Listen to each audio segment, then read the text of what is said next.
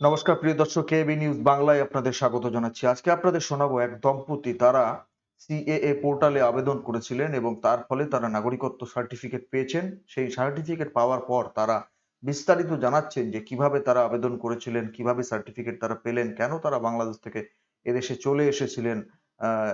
সুতরাং সমস্ত বিষয়টা তারা গোছগাছ করে বলেছেন, আপনাদের নিশ্চিতভাবে শোনাবো। তার আগে বলি, আপনারা জানেন সিএএ অ্যাক্ট তো পাস হয়েছিল ৪-৫ বছর আগেই।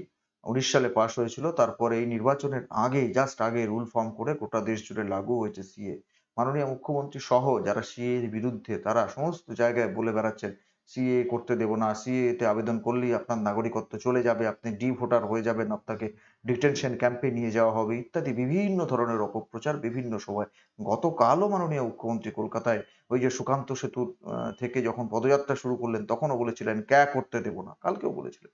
আমি কয়েকদিন আগে একটা প্রতিবেদন করে বললাম যে রাজ্য সরকারের কার্যত কোনো ভূমিকা নেই। আপনি পোর্টালে আবেদন করবেন, আপনার শংসাপত্র আপনার জন্য প্রস্তুত হয়ে আপনার কাছে চলে আসবে। এই দম্পতি, তারা বাংলাদেশ থেকে ১২ সালে চলে এসেছিলেন এবং তারা এসে এখানে আবেদন করেন। এই সিএএ এর ফলে তারা শংসাপত্র পেয়ে গেলেন, ভারতবর্ষের নাগরিকত্ব পেয়ে গেলেন। তারা তাদের, আপনি শোনাবো বক্তব্য, তারা কি কি বলেছেন, কিভাবে আবেদন করতে হয়েছিল, তারপরে কি কি কাগজপত্র লেগেছিল, সমস্ত কিছু। এ নিয়েও তো বিভ্রান্তি কম ছড়ানো হচ্ছে না, বিভিন্ন রকম বিভ্রান্তি ছড়ানো হচ্ছে। এই এত দফা কাগজ লাগবে, বাংলাদেশের এই কাগজ লাগবে, সেই কাগজ লাগবে, অমুক তমুক অনেক কিছু বলে মানুষকে ভয় দেখানোর চেষ্টা করা হচ্ছে এবং মানুষকে বিভ্রান্ত করার চেষ্টা করা হচ্ছে। আপনাদের সরাসরি শোনাবো এই দম্পতি তারা কি বললেন, কিভাবে তারা আবেদন করেছিলেন এবং কিভাবে সিটিজেনশিপ সার্টিফিকেট তারা পেলেন, সেটা আপনাদের কাছে শোনাবো। আশা করি আপনাদের বিভ্রান্তি এখন অনেকের নেই, অনেকের বিভ্রান্তি কেটে গেছে। তা সত্ত্বেও যারা মুখ্যমন্ত্রীর কথায় বা সিএ বিরোধী যারা, তাদের কথায় এখনো পর্যন্ত বিভ্রান্ত হয়ে আছেন, যারা বলছিলেন কদিন আগে পর্যন্ত যে আগে বলুন বিজেপির নেতাদের আবেদন করতে, তারা কেন আবেদন করছেন না, শান্তনু ঠাকুরকে বলুন আবেদন করতে, অসীম সরকারকে বলুন আবেদন করতে, বলছিলেন সাধারণ মানুষ হিসেবে তারা তো আবেদন করেছিলেন, তারা কিভাবে সিটিজেনশিপ সার্টিফিকেট পেলেন, তাদের কাছ থেকে আপনারা শুনে নিন। সাথী বিশ্বাস মন্ডল। এখন বাড়ি কোথায়? এখন আশানগর পায়রাডাঙ্গাপাড়া। বাংলাদেশে কোথায় ছিল বাড়ি? বাংলাদেশে গোপালপুর, ঝিনাইদহ থানা। বাংলাদেশ থেকে কবে চলে এসেছেন? 12 সালে। 12 সালে এসেছেন। কেন আসতে হলো কেন? কারণ বাংলাদেশে বসবাস করা যায় না, আমরা মেয়ে ছেলে মন খুলে ঘুরতে পারি না, কোথাও যেতে পারি না। মানে যেখানে যেতে হয় গার্জিয়ান মানে মা বাবার সঙ্গে করে যেতে হবে, না হলে বাংলাদেশের মুসলিম দেশ তো, ওরা মানে বিভিন্ন রকম ভাবে আঘাত করে, এই জন্য আর চলে আসলাম। এখানে কত সালে এসেছেন? 12 সালে। 12 সালে। এই যে 12 সালে এসে আজকে যে সিটিজেনশিপটা পেলেন, কেমন লাগছে কি বলবেন? আমরা খুব খুব খুশি হয়েছি, খুব আনন্দ পেয়েছি, খুব খুশি হয়েছি। যখন এই সিএটা ঘোষণা হয়েছিল তখন কি একটু ভয় লেগেছিল? না, আমরা ভয় পাইনি। আমরা ভেবেছি আমরা এক দেশ থেকে এক দেশে এসেছি, কারণ বাংলাদেশ থেকে আমরা নিরাপত্তা ছিলাম না। এখানে এসে আমাদের যদি নিরাপত্তা দেয় আমরা সেই দিকেই যাব, তাই না? এই জন্য আমরা চেয়েছি যে আমাদের নাগরিকত্ব হোক, আমরা মন খুলে স্বাধীনভাবে আমরা বেড়াতে পারবো, আমাদের কেউ বলতে পারবে না যে তোমাদের 71 সালের দলিল লাগবে, কে এটা লাগবে, এখন তো আর বলতে পারবে না। এই সেন্ট্রাল সরকারকে কি বলবেন? খুবই খুবই ধন্যবাদ, অসংখ্য ধন্যবাদ তাকে আমরা জানাই। আপনার নাম কি? বিকাশ মন্ডল। কোথায় বাড়ি? আসাননগর, ভীমপুর আসাননগর। ভীমপুর থানার আসাননগর। আপনি কত সালে বাংলাদেশ থেকে এসেছেন? 2012। 12 সালে। এই যে অ্যাপ্লাইটা করলেন, মানে এটা কিভাবে করলেন, কবে করেছিলেন, কবে আপনার কাছে এটা রিপোর্টটা আসলো? এটা আমি এটা মিডিয়ার মাধ্যমে খবরটা পাই প্রথমে, তারপরে আমি এপ্রিলের 29 তারিখে অ্যাপ্লাই করি। ভেরিফিকেশন হয় মে মাসের 27 তারিখে, গতকালকে 29 তারিখ আমি সার্টিফিকেটটা আমার মেলে আসে। সেখানে কি বলেছে? সেখানে লেখা আছে, এই যে লেখা আছে আপনারা দেখতেই পাচ্ছেন এখানে, যে certificate of naturalisation, minister of home, আমার নাম আছে, বাবার নাম আছে, মায়ের নাম আছে, ওয়াইফের নাম আছে, এবং এখানে লেখা আছে ইন্ডিয়ার যত রকম সুযোগ সুবিধা আমি সবই পাবো। অ্যাপ্লাই করতে গেলে আপনার কি লেগেছিল?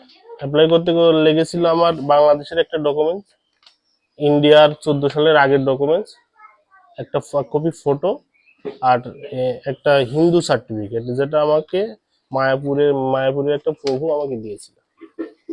আচ্ছা, এইগুলোতে অ্যাপ্লাই করেছিলেন? হ্যাঁ, এগুলো দিয়ে apply- আর কোড এফিডেভিট করে লেগেছিল দুটো। অ্যাপ্লাইটা কিভাবে, মানে অনলাইনে করেছিলাম। অনলাইনে করেছিলেন? হুম। বাংলাদেশ থেকে কেন চলে আসলেন এদেশে? বাংলাদেশে তো হিন্দুদের জন্য সেফটি না, মানসিক একটা চাপ থাকে, সেখানে মন খুলে বেড়ানো যায় না হিন্দুদের জন্য, সেই সব কারণেই চলে আসা। কিভাবে আসলেন ওখান থেকে? আমি এসেছিলাম, আমি উইদাউটই এসেছিলাম।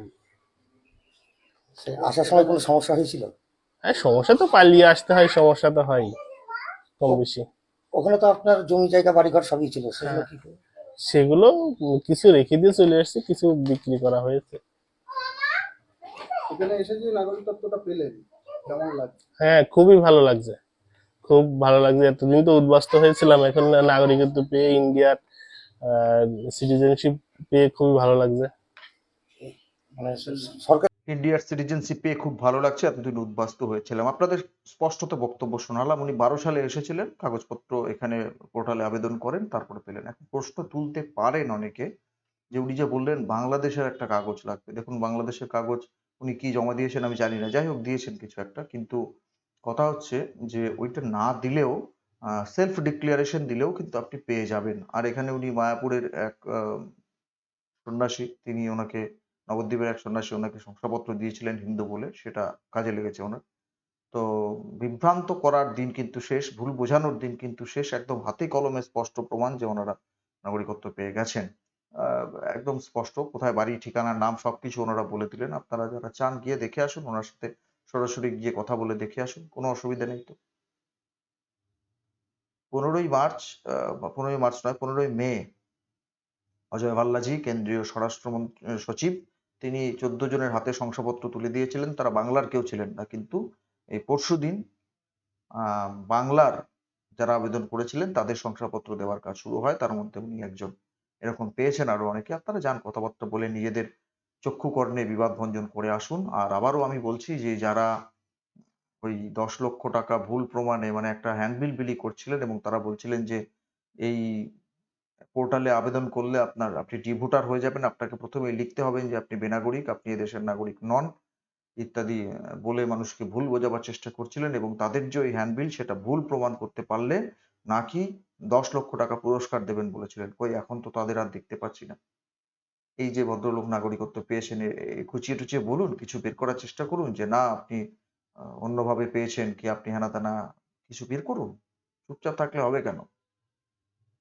চুপচাপই থাকতে হবে এখন আপনাদের, কারণ আপনাদের ভুল বোঝানোর দিন শেষ, অপপ্রচার করার দিন শেষ। সিএতে নাগরিকত্ব কারো যাবে না, যাওয়ার আইন নয়, এটা নাগরিকত্ব প্রদানের একটা আইন। সুতরাং যারা এখনো চেষ্টা করবেন ভুল বোঝাতে, তারা কিন্তু সমুচিত শিক্ষা পেয়ে যাবে।